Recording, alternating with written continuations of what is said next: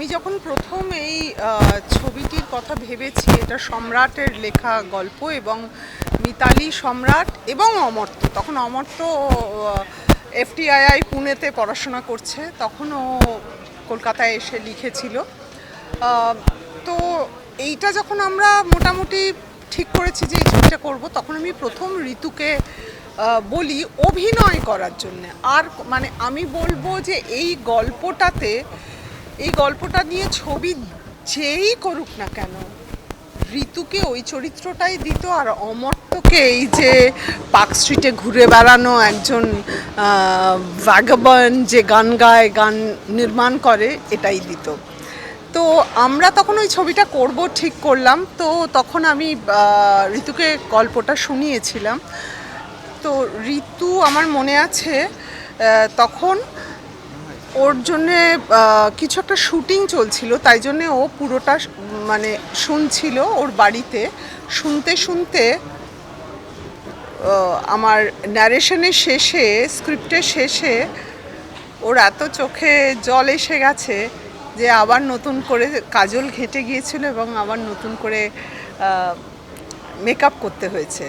আর আমারও এই ছবিটা করার পেছনে একটা প্রধান কারণ হচ্ছে, আমি না, গল্পটা এক পাতার গল্প ছিল, আমি কিছুতেই গল্পটা লোককে বলতে পারতাম না, কারণ শেষে না আমার গলা ধরে যেত।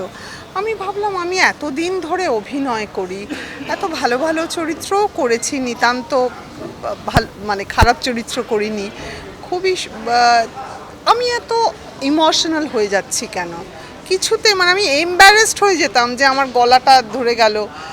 তখন আমার মনে হলো এই গল্পটার মধ্যে এমন কিছু আছে, এটা বলা দরকার।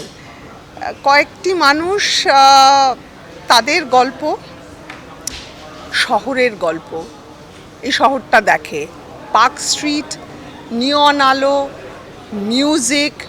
রূপম ইসলাম এমন একটি সঙ্গীত নির্মাণ করেছেন, উনি লিখেছে, সুর দিয়েছে, গান গেয়েছে এবং বিজিএম করেছে, যে I am so proud of.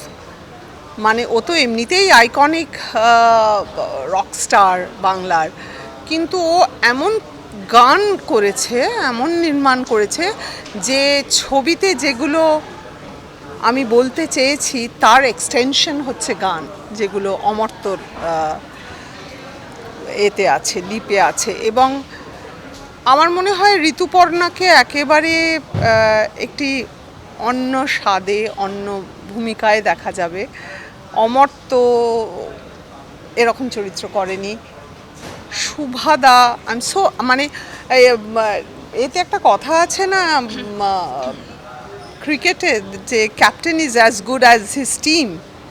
তো আমারও টিম এত ভালো, সবাই, I am so proud of all of them, যারা অভিনয় করেছেন আমার ছবিতে, যারা গোপী ভাগত, উনি সিনেমাটোগ্রাফার, আজকে রিতম এসেছে এক্সট্রা, যে সিনেমাটোগ্রাফিও রিতম করেছে, অনিশ করেছে সাউন্ড, প্রোডাকশনে আমাদের প্রদীপ এবং সুবীর রাউত ছিল, এবং আমাদের ইপি ডেফিনেটলি ভাবনা আজকাল থেকে, অনিন্দ, আমাদের অন্যান্য প্রডিউসার্স যারা আছেন, এন্ডেভার এবং পারাসু, ওরাও এগিয়ে এসেছে। ছবিটা যে ঋতু প্রডিউস করবে এটা কিন্তু আমি একদমই ভাবিনি। আমি ভেবেছিলাম যে আমরা সবাই মিলে একসাথে একটা ছবি করব, আমি প্রডিউসারের সঙ্গে কথা বলছিলাম, কিন্তু এমন কিছু হলো যেটাতে মনে হলো যে এই ছবিটা আমরা করে ফেলতে পারি একসাথে, we come together and do. So আমার মনে হয় it is like a extension of, ঋতুর সঙ্গে আমার দীর্ঘদিনের বন্ধুত্ব, এক্সটেনশন অফ আ ফ্যামিলি। আমরা দুজনে এসেছি এই ছবিটা নিয়ে আমাদের অডিয়েন্সের কাছে। এবার আমি সবসময় মনে করি যে অডিয়েন্সের যদি পছন্দ হয়, তাদের যদি পছন্দ হয়, তাহলে ছবি টিকে থাকবে, তাহলে কাজ টিকে থাকবে। তো মনে হয় বিশ্বাস নিয়ে করেছি। জ্যান্ত চরিত্রগুলো, মানে একটা শহর, পার্ক স্ট্রিটের কলকাতার পার্ক স্ট্রিটে কিছু জ্যান্ত চরিত্র, যাদেরকে আপনারা সবাই কোনো না কোনো সময় দেখেছেন। আপনাদের মধ্যেও এই চরিত্রগুলো বাস করে, ওই তোমার ঘরে বসত করে কয়জনার মতো। তো সেরকমই একটা চেষ্টা চলেছে তোমাদের সকলের মাধ্যমে। আমি জানাতে চাই মানুষজনকে যে এটা একটা অন্য স্বাদের গল্প, এবং একটা ইউথ ভাইব আছে।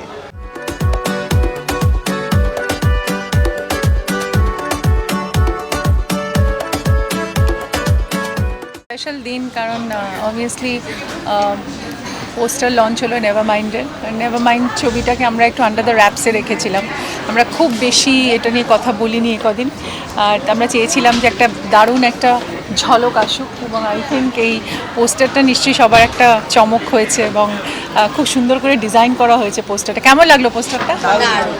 অ্যান্ড ওই পার্ক স্ট্রিটের যে নিয়নের যে ঝলকগুলো, নিয়ন আলোর যে মজাটা, এবং আমাদের মোটামুটি বেশিরভাগ ছবিটাই রাত্রে শুটিং হয়েছিল এবং পার্ক স্ট্রিটের এলাকায় শুটিং হয়েছে, এবং পুরোপুরি ওই বারের ভেতরে ওই গন্ধটা, ওই স্মেলটা, ওই পরিবেশটা, অপূর্ব কিছু মুহূর্ত ছবিটাতে আমরা পেয়েছি।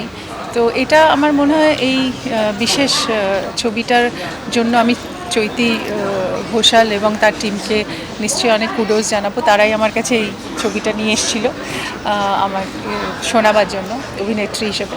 তারপর আমরা কথা বলতে প্রযোজক অনেকের সঙ্গে কথা হলো। তারপর আস্তে আস্তে আমাকে বললাম ঠিক আছে আমি প্রেজেন্ট করবো ছবিটা, এবং আমি একটা দায়িত্ব নিলাম, এবং তার সাথে সাথে আমার সাথে আরও কিছু মানুষ জুড়লো এই ছবিটা করতে। তো এইভাবেই আমরা একটা বেশ ফ্যামিলির মতো, একটা টিমের মতো কাজ করলাম, এবং আই থিঙ্ক বহিঃপ্রকাশটা এবার দেখা যাবে কেমন হচ্ছে। কারণ আমি সবসময় খুঁজতে থাকি নতুন কিছু, নতুন সাবজেক্ট, নতুন ধরনের কোনো কাজ যেটা মানুষকে কোথাও গিয়ে মনের কোণে একটা নতুন আশা দেবে বা নতুনভাবে সিনেমাকে চেনাবে। তো সেরকমই একটা ছবি নেভার মাইন্ড। এবং রূপমের গান তো কিছু বলার নেই। রূপম এর আগে আমার সাথে অনেকগুলোই কাজ করেছি আমরা, মানে যেখানে রূপম সিঙ্গার, কিন্তু এই ছবিতে রূপম মিউজিক ডিরেক্টর এবং ব্যাকগ্রাউন্ড স্কোর করেছে, and he has done a great job. I think এটা আমাদের কাছে খুব বড় পাওয়া।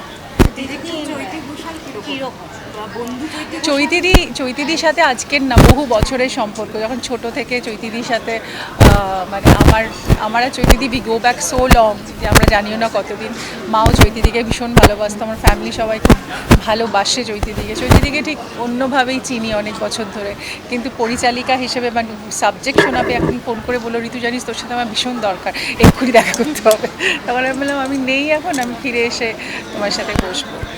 আর তারপরে যেটা হয় ইমোশন, আর আমার সঙ্গে আমি আসলে সবটাই মন দিয়ে করি, এখান থেকে করি, হৃদয় থেকে। তাই আমার মনে হলো যে ইন্ডিপেন্ডেন্ট ডিরেক্টরদের, ইন্ডিপেন্ডেন্ট আইডিয়াদের আমি সবসময় অনেক বেশি মানে পাশে থাকার চেষ্টা করি। আমার লিস্টটা যদি দেখো তাহলে দেখবে যে বেশিরভাগ নতুন ডিরেক্টর, নতুন প্রডিউসারদের সাথে আমি কাজ করেছি, এবং আমি যখন নিজে কোনো কাজ করতে গেছি তখনও নতুনদের সাথেই আমি জুড়েছি। আমি কোনো সেফ গেম, কোনো এস্টাবলিশ কোনো সবসময় প্রডিউসারদের বা ডিরেক্টরদের সাথে ওভাবে কাজ করিনি। হ্যাঁ করেছি হয়তো, কিন্তু আমি যদি নিজে কোনো ঝুঁকি নিয়ে থাকি সেটা কিন্তু নতুনদের সাথেই নিয়েছি। তো বলছিল যে মা সেটে খুব স্ট্রিক্ট, তুমি কি বলবে? হ্যাঁ স্ট্রিক্ট তো বটেই। চৈতিদি খুব আমার লুকটা নিয়ে খুব মানে খুবই পার্টিকুলার ছিল, কিভাবে আমার বডি ল্যাঙ্গুয়েজ বা আমার পশ্চার বা আমার ব্যাক স্টোরি, সেগুলো নিয়ে আমরা অনেক চর্চা করেছি। আমার অনেকগুলো লুক আছে এই ছবিতে। হ্যাঁ ও দারুণ কাজ করেছে। ও মানে এই ছবিতে ওকে দেখার মতো একটা অভিনয়ও করেছে, এবং আমি মনে করি যে ও একটা এই ছবিতে একটা রিমার্কেবল জায়গায় ওর মানে একটা নাম হবে, এবং ও অনেক ইন্টারেস্টিং কাজ করেছে। But I think this is something I think which is absolutely fabulous. Director হিসেবে চৈতিদি খুবই ক্লিয়ার, আর আমার সাথে পার্সোনালি খুবই স্ট্রিক্ট। মানে অন্য কারুকে যদি 8 ক্রিটিসিজম দেয়, আমায় 11 দেয়। তো না ছাড় কেন, উল্টে আরও বেশি, যে একদম মানে ক্রিটিক্যালি যে ঠিক হচ্ছে না ভুল হচ্ছে সেটা নিয়ে একদম টু দ্য টি। বাট আমার এটাও মনে হয় যে যেহেতু তুমি যেটা বললে প্রথম, যে আমরা খুব ভালো বন্ধু, অনেক বছর ধরে আমরা বন্ধু, আমি আর চৈতিদি। তো তো তাই জন্য আমাকে একটু ট্রাস্টও করে আমার মনে হয়। আমি ফিল্ম স্কুল থেকে পড়াশোনা করেছি, FTI থেকে। তো আমার মনে হয় সেই শিক্ষাটাকে মাও একটু ভরসা করে, ট্রাস্ট করে। মা এটা হয়তো বিশ্বাস করেছে যে আমিও কিছু একটা আনছি এই ছবিটাতে। ঋতুদির সাথে কাজ করাটা is again it's a very big privilege. মানে আমার মতো একজন ইয়াং নতুন অ্যাক্টরের জন্য ঋতুদির সাথে কাজ করা এরকম একটা চরিত্রে যেখানে we are playing leads together, সেটা একটা খুব বড় প্রিভিলেজ। এবং ঋতুদির সাথেও কাজ করার সময় আমার এখনও মনে আছে যে অনেক কিছু শেখার ছিল। মানে আমার মনে আছে বিভিন্ন সিনস করতাম যেখানে আমি একরকমভাবে ভেবেছিলাম যে আচ্ছা আমার মাথায় আছে যে আমি খুব স্ক্রিপ্টে অনেকটা স্টাডি করে সেটে পৌঁছোই।